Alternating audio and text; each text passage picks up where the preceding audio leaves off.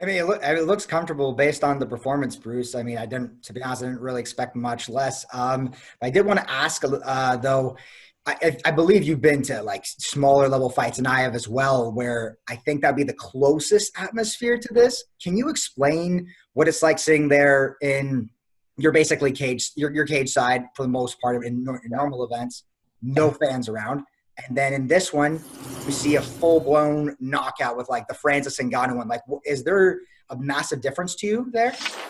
Well, as the saying goes, it's not my first rodeo. I've seen so many fights in my 25 years of announcing, and seen every fight. Some people question me sometimes because I'll see knockouts and I'm just really calm. But you got to remember, I've seen so many knockouts in my life, whether it's in the octagon or whether it's in the street or whatever it's in my real life. It's just I'm just acquainted to fighting. But watching that, it's actually in a strange way even more exciting. And I think for the people watching on TV, because what you're missing is 20,000 sold out fans, as an example, going crazy, which adds a lot of energy and greatness to the event because it's great to have the fans there. But when I'm sitting there at my table and I'm not taking 500 pictures a night and autographs, which I love to do with the fans, which I can't now anyway because of distancing, I'm really actually in between fights, aside from my work with the director and stuff, I'm very relaxed and enjoying the fights more than ever. And as we all know, when you watch on TV, when that hits, you hear the thwack, right? You watch Francis Ngannou do what he did, and it's like, wow, you're actually hearing more. You're seeing it clearly. There's no fans distracting you.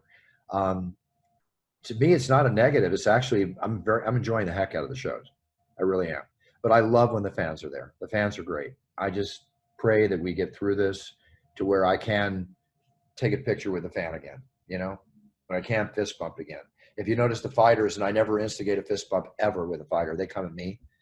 Now they're coming at me, and I threw a good elbow when I was kickboxing. I can cover 2 feet real quick. So I just get in with my elbow, and it's great. It's all good. If I touch with my fist, I got to run to the bathroom and wash my hands, and I don't always have time to do that. So Yeah. I got to be careful. Yeah. Absolutely. Yeah, no, it's definitely a different dynamic. Now, I did have to ask you this. So Ngannou, usually a very, at least seemingly from what I've seen, is one of the most polite guys you've ever seen in your life. And then Gentle giant. I believe it. And then you got him and John Jones now on Twitter going at each other. Now, I got to ask you, in terms of an announcer, being in between those two, announcing them, is that something that gets you pumped up? Yeah, of course. I'd be very pumped up with that. You see how I work. You see me, I get pumped up. I can't hide my passion and my emotion. I wear my heart on my sleeve, and I'm out there in the octagon. Every night is my first night because I got to prove to the people I work for, Dana White, the powers that be, the fans, you, myself, and my mom, that I deserve to be in this octagon. So every night to me is the first night. So I'm always like a kid in a candy store. And the idea of a super fight between Francis Ngannou and John Jones, who wouldn't love that? Come on, seriously. Yeah, be great.